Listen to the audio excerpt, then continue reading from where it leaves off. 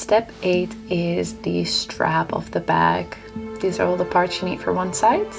So first step is to go with the smaller one through the shortest hole first, and then you reach this result.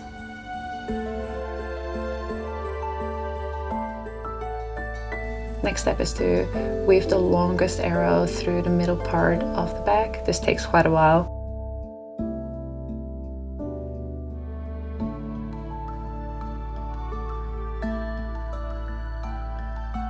So then the next part is to mirror the exact same steps on the other side. First the long arrow and then the 2 small arrows. And that's one. And there you go.